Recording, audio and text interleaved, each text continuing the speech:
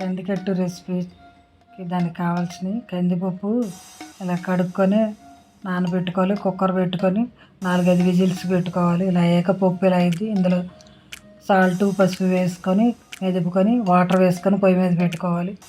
అందులోకి ఉల్లిపాయలు పచ్చిమిరపకాయ కరివేపాకు వేసుకోవాలి. ఉల్లిపాయ పచ్చిమిరపకాయ కరివేపాకు వేసుకొని ఈ వాటర్ అంతా బాగా మరగాలి.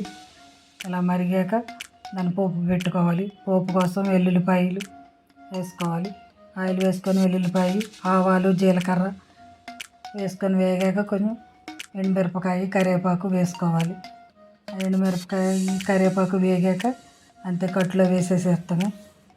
అంతే కట్టు రెడీ అయిపోయింది. చివరిగా ఇందులో కొంచెం కొత్తిమీర వేసుకోవాలి. అంతేనండి, సింపుల్.